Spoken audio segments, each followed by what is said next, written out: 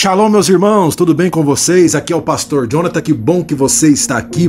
Agora que nós entramos no portal de Rosh Hashanah, faltando agora poucos dias, basicamente 8 dias para o Yom Kippur no pôr do sol, do dia 1 de outubro, qual deve ser a nossa conduta daqui por diante, a partir do momento, no dia 22 de setembro, no pôr do sol, que nós adentramos o portal do Ano Novo Bíblico, o que esperar desta audiência, como se portar diante dessa audiência. Em poucas palavras, nesse vídeo curto eu quero compartilhar com você algo extremamente importante para que você possa nutrir a sua alma com um sentimento de amor, com um sentimento de misericórdia e não nutrir a sua alma com vingança, porque se você chegar ao dia do Yom Kippur, do perdão nacional, que está no livro de Levítico, capítulo de número 23, verso 27, a seguir, se você chegar a este portal totalmente sem nenhuma ratificação espiritual, você tem uma probabilidade gigantesca de adentrar a um portal repetindo um ciclo de maldição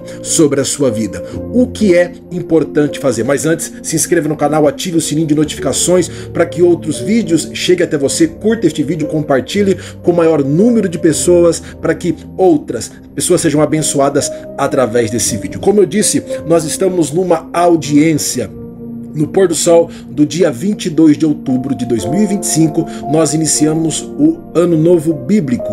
E a partir do dia 22 até o pôr do sol do dia 1 de outubro, nós temos 10 dias de uma audiência ininterrupta, onde o grande juiz está colocando em balanças justas os seus pensamentos, olhares, palavras e sentimentos para que você possa ter o veredito. E o que eu acho interessante é que, além de ter um juiz nessa audiência, pela misericórdia, nós temos a chance de alcançar o livramento, porque o Senhor é o nosso advogado que está regendo juntamente com o juiz esta audiência. E em Rosh Hashanah até o Yom Kippur, 3 livros estão sendo abertos segundo os nossos sábios. O livro dos justos, que são aqueles que são selados para a vida, o livro dos ímpios, que são aqueles que estão selados para a morte, e o livro dos medianos, ficando em suspense até o Yom Kippur, podendo alcançar um veredito de misericórdia. Como eu disse, é um tempo de introspecção, é um tempo de arrependimento, e o nosso perdão e misericórdia em amor para aqueles que nos fizeram mal será um dispositivo para alcançarmos o perdão e a misericórdia do Senhor no final desta audiência e sairmos livres, prontos para viver um ano de bênção, um ano de prosperidade. Lá em 1 Pedro capítulo 4, verso 8 diz: mas sobretudo tende ardente amor uns para com os outros, porque o amor cobrirá a multidão de pecados. Ou seja, o teu perdão pelo próximo em amor é um dispositivo de misericórdia, é uma cláusula que o advogado Yeshua HaMashiach usará em seu favor durante esses 10 dias, exercendo misericórdia, exercendo perdão e amor. Todos os seus julgamentos contrários podem ser anulados e o veredito pode ser totalmente diferente daquilo que você realmente merece. Então é muito importante nesses 10 dias nós ratificarmos a nossa alma em perdão, em amor, reconciliamento, misericórdia em amor, para que os nossos pecados possam ser cobertos. Mas infelizmente, uma das piores coisas que nós nutrimos na nossa vida é o sentimento de vingança, o famoso pagar com a mesma moeda. Por que que não é bom? É necessário você fazer uma ratificação disso no seu coração. Não é bom nutrir a vingança, mesmo diante daqueles que te fizeram mal, mesmo diante daqueles que fizeram algo ruim, coisas horríveis com você. Por que que não é bom você nutrir o sentimento de vingança? Por quê? Porque a expressão vingança no hebraico é nakam, que significa prenda de Deus, medida de Deus e salário de Deus. Eu vou explicar um pouco mais à frente a este respeito. Lá em Provérbios, capítulo 24, verso 29, o sábio Salomão diz: não digas, ou seja, não nutra o seu coração com isso. Não digas, como ele me fez a mim, assim lhe farei a ele. Pagarei cada um segundo a sua obra. E através desse versículo surgiu o ditado popular: pagar com a mesma moeda, ou dar o troco daquilo que fizeram conosco. Neste versículo, Salomão ele vai tratar de um assunto extremamente delicado que nós chamamos hoje em dia, como eu disse, de dar o troco, de pagar com a mesma moeda. E dentro desta ideia, nesta semana, você precisa ter essa ratificação e não entrar em Yom Kippur com um sentimento de vingança, rancor, ressentimento, ódio no seu coração, porque senão não vai destravar uma cláusula de inocência para que você possa alcançar a misericórdia e viver um ano de bênção sobre a sua vida. Salomão está dizendo, não nutra o sentimento de vingança no seu coração, que na expressão, como eu disse no hebraico, é nakan, medida de Deus, prenda de Deus, salário de Deus. E quando nós praticamos a vingança, eu vou explicar aqui, nós estamos usurpando a posição de Deus nesse tribunal. E nesse tribunal nós somos réus. Nós estamos sendo pesados em balanças. Somente o dispositivo de perdão e amor pode te livrar desta sentença e não nutrir o seu coração com sentimento de vingança. Dentro disso, nós temos 4 atitudes que naturalmente as pessoas adotam em seus relacionamentos. A primeira atitude é aqueles que retribuem o bem com o mal. A pessoa que retribui o bem com o mal representa a crueldade, que infelizmente está atrelado com a nossa natureza egoísta. A pessoa que te faz o bem, você vai lá e faz o mal para ela, é extremamente cruel. Só que esta crueldade está atrelada com o nosso instinto humano de sermos egoístas, de pensar apenas no nosso benefício. A segunda atitude é aqueles que retribuem o bem com o bem. É o famoso troca de favores. Se me fizer o bem, eu também vou fazer o bem. E isso não tem galardão algum, porque é troca de favor. O próprio Yeshua diz em Lucas 6,33: se fizerdes bem ao que vos fazem bem, que recompensa tereis? Nesse tribunal, que recompensa você terá apenas trocando favores, procurando fazer o bem, amar, perdoar quem te faz o bem, quem te ama e quem te perdoa. A terceira atitude é a pessoa que retribui o mal com o mal, que é nutrir a vingança, pagar com a mesma moeda. A pessoa que paga o mal com o mal, ela é vingativa.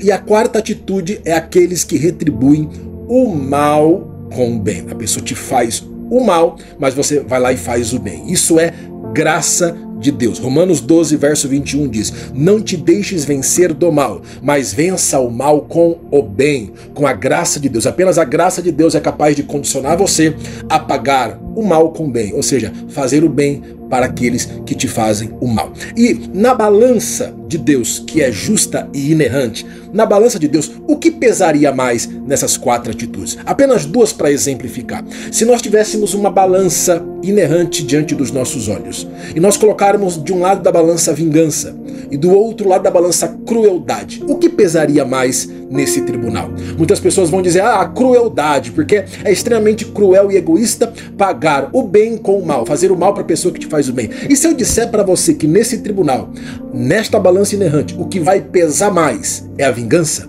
é o pagar o mal com o mal? Como eu disse, pagar o bem com o mal, a crueldade, ela pode ser mudada pela graça. Deus pode manifestar o teu poder sobre a sua vida e o indivíduo que era egoísta não ser mais egoísta, não pensar em si próprio e pagar o mal com o bem. Agora, pagar o mal com o mal, a vingança, o nakan, é usurpar uma medida de Deus, é usurpar o salário de Deus, é usurpar a prenda de Deus, é usurpar a atuação de Deus. É como se você, como réu, saísse da mesa e tirasse a posição, o martelo do juiz por detrás da mesa do julgamento e querer tomar o lugar dele. Repare que a vingança é querer ser Deus na vida de alguém. A vingança é querer exercer a função de Deus na vida de alguém. Entenda uma coisa, por mais que alguém tenha te feito mal, apenas o Senhor tem a medida e a porção exata para aquela pessoa. Não cabe a você medir o que ela merece. Não cabe a você medir, pesar na balança o que a pessoa merece. Ah, mas me fez o mal. Ah, mas cometeram injustiça. Entregue nas mãos do justo juiz. Você está numa audiência. Yom Kippur está chegando. Você não pode nutrir o seu coração com vingança. Você não pode nutrir o seu coração com este sentimento. Você é o réu, não o juiz.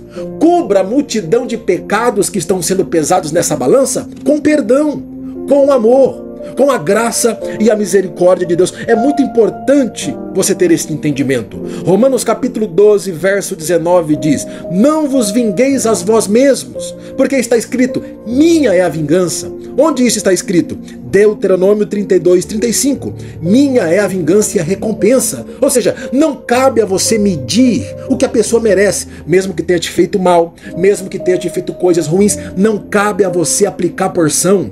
A vingança é do Senhor. Não cabe a você agir com justiça em seu próprio favor. Nós somos o réu, não somos merecedores de livramento, não somos merecedores de absolutamente nada. Pela graça, nós estamos numa audiência com a chance de sairmos de lá livres, abrindo a porta da bênção sobre a nossa vida. Então, guarde a vingança, deixe para o Senhor agir e apenas empregue o amor e a misericórdia, arrependimento no seu coração, para que você possa apertar este dispositivo do perdão, para que você seja perdoado em Yom Kippur, para que você seja alcançado pela misericórdia em Yom Kippur. E eu quero terminar fazendo uma pergunta. Você sabe por que Deus matou os soldados egípcios, todos afogados?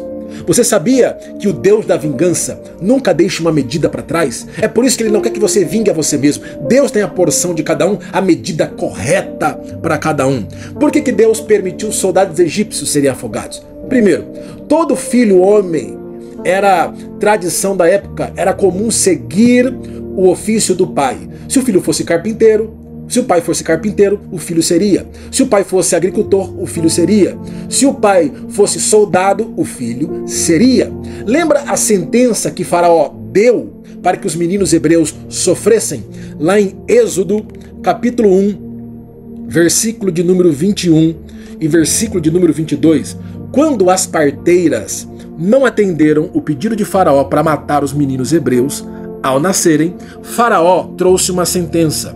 Êxodo 1, verso 21. E aconteceu que, como as parteiras temeram a Deus, estabeleceu-lhe casas. Então ordenou Faraó a todo o seu povo, dizendo: a todos os filhos que nascerem lançareis no rio, mas todas as filhas guardareis com vida. Ou seja, todos os meninos hebreus foram mortos afogados no rio Nilo. Por quem?